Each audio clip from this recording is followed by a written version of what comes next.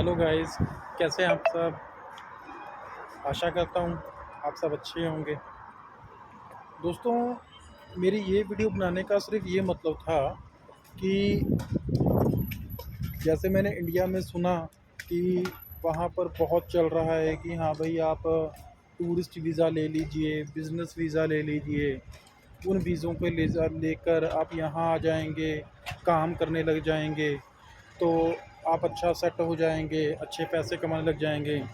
लेकिन जब इस चीज़ को मैं यहाँ पर खुद आया, तो उस चीज़ को जब मैंने यहाँ पर सोचा, मैं पता करूँ, बातें करूँ, सब कुछ देखते हुए उसका रिज़ल्ट दोस्तों ये निकल कर आया कि इंडिया में बैठे ज़्यादातर एजेंट सब धोखा देने में लगे हुए हैं। मैं चलो नाम तो किसी का नहीं लूँगा, लेकिन मैंने इस चीज़ को यहाँ पर आकर पूरा अच्छे से जानने की कोशिश की।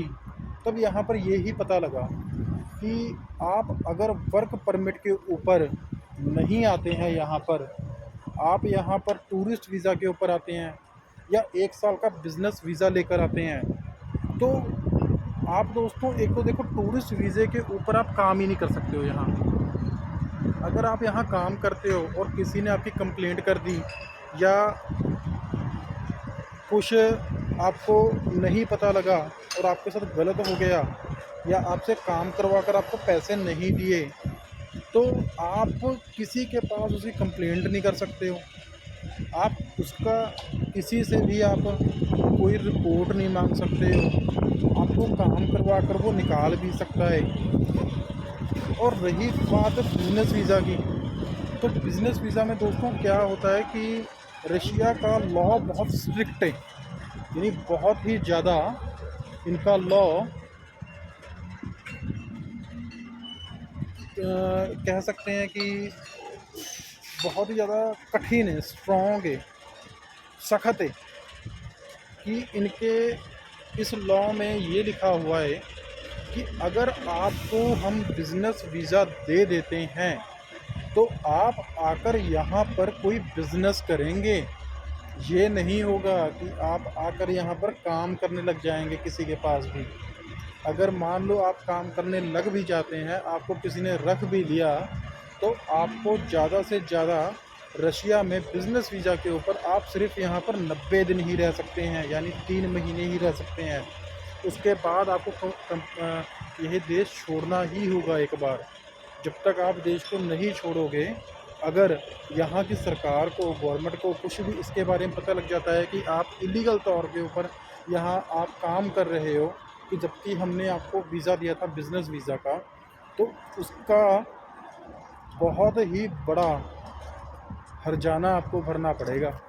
हर्जाने के रूप में आपको क्या होगा कि एक तो आपको ये यहाँ से डिपोर्ट करेंगे।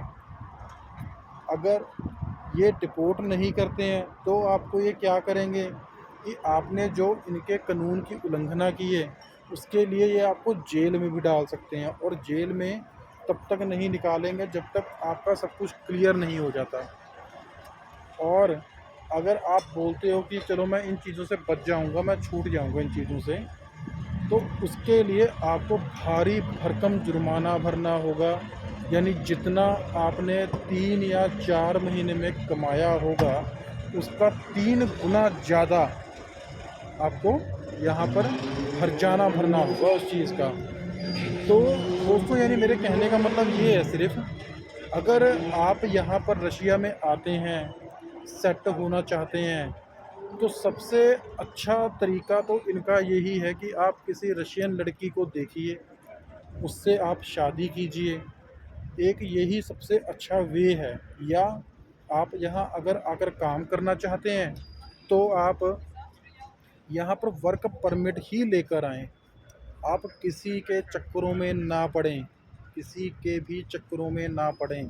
अगर आप किसी तरीके से यहाँ पर फंस जाते हैं, उलझ जाते हैं, तो आपको यहाँ पर जल्दी जल्दी कोई गारंटी भी नहीं देगा। तो आप इस चीज़ को देखते हुए कि जो आपको एजेंट वगैरह हमारे भारत में बोल रहे हैं, या वो बोलते हैं हम तुम्हें सेट करा देंगे, काम करवा देंगे, आपको नागरिकता ले देंगे, मान लो आपने अगर यहाँ पर किसी लड़की से शादी कर ली, तो दोस्तों आपको यहाँ शादी करने के बाद में भारत की नागरिकता छोड़नी होगी अगर आप रशिया में वोट डालना चाहते हो। अगर आप सोचते हो कि हम यहाँ पर भारत की भी नागरिकता रख सकते हैं और हम यहाँ पर रशिया की नागरिकता भी रख सकते हैं, तो इंडियन लॉ इससे परमिशन नहीं देता है। वो बोलता है कि सिंगल सिटीज़न ही मैं रखूँगा। तो आप इस चीज़ को ध्यान में रखते हुए तब ही अगला कोई कदम उठाना। मेरा कहने का मतलब ये था सिर्फ़ कि मेरे को इस चीज़ का पता लगा, तो मैंने सोचा कि आपके साथ मैं इस चीज़ को शेयर करूं। अगर आपको मेरी वीडियो नॉलेजेबल और अच्छी लगी है, आपके काम आने वाली है, तो उसे लाइक, शेयर एंड सब्सक्राइब ज़रूर करना। और आपका कोई भी अगर क्वेश्चन हो तो मुझे आप कमेंट करके पूछ सकते हो, मैं उसका रिप्लाई ज़रूर करूँगा। बाय बाय दोस्तों, मिलता हूँ अपनी नेक्स्ट वीडियो में एक और अच्छी इन्फॉर्मेशन लेकर।